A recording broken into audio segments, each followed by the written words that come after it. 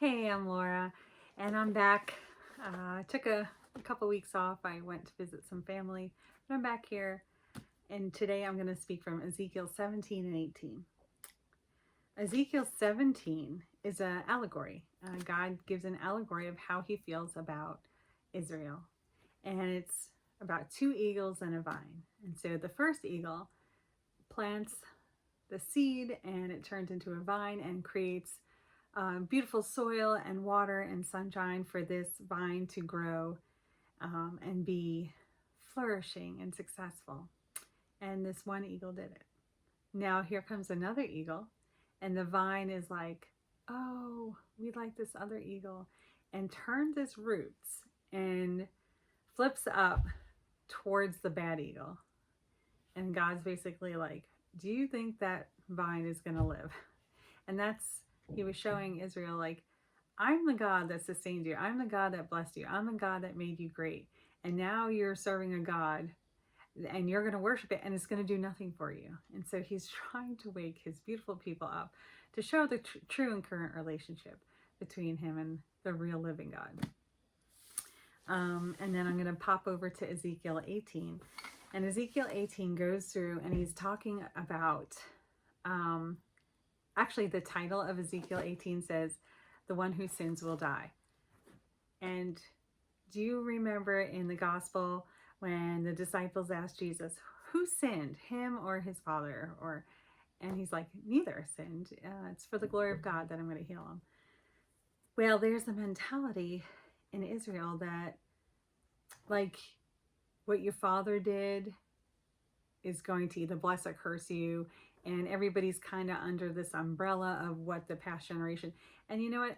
I think we are all affected by sin. We're all affected by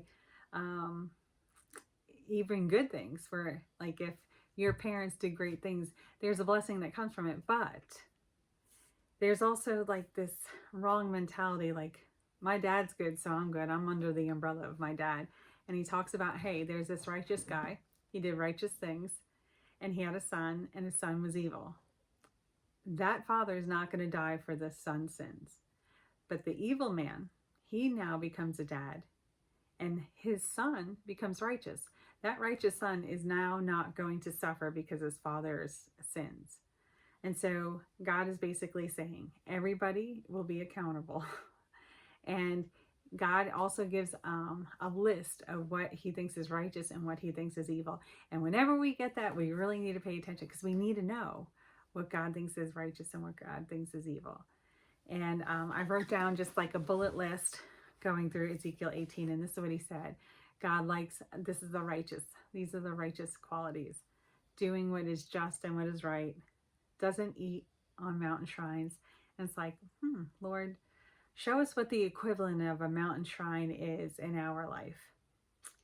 And then it says, he does not look at the idols of Israel. Not worship. He says, doesn't even look at them.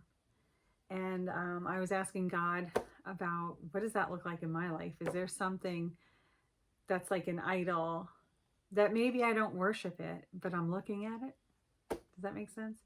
And I thought of the reels, how you give yourself a couple minutes and you watch all these reels, and there's this one particular actress that I keep seeing because of the algorithm, and I know she's not a believer. She's actually come right out and said, yeah, I can't walk by faith. I'm a science person, and I just still want to hear what she has to say. And I'm like, why do I know she's never going to impart any kind of life just because she's pretty, just because I've liked some things that she's in. And so I was like, so now when I see her on my reels, I get convicted every time. So I'm trying to pay attention to what gets my attention. I'm trying to pay attention to what takes my time and all of that. But anyway, I'm not trying to convict anybody. This is just what I'm going through myself. A righteous person doesn't defile their neighbor's wife, doesn't have relations during the period, does not oppress anyone, and returns what they took. They don't steal, they give food to the hungry, they give clothes to the naked, and they don't charge interest on loans. And I was like, when was the last time you took out a loan and didn't have to pay interest? That's everywhere, all the time. Everybody does that. Maybe not with family. And, Israel was a family. That it's such a fantastic, wonderful thing to think your family can become a whole nation. Um, withholds from doing wrong, which shows that there's a temptation. It's not just as does what is right, withholds from doing wrong. There's a temptation to do wrong, and you withhold yourself from doing it. Judges fairly, follows the decrees, and keeps the law. This is what a righteous man does.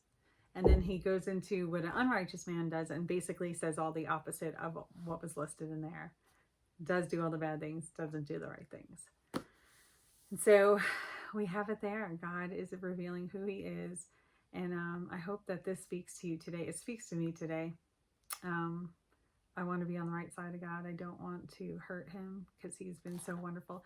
He has been to me just like he was in Israel, where he has planted me and given me good soil, and he has watered me and given me sunshine and causing me to flourish. And I want to keep in that relationship. I want to keep in that covenant. I don't want to go after something that does not love me, that does not care about me, and will not allow me to flourish. And that is only with the Lord, and it's with Jesus. May Jesus bless you. Thanks for watching.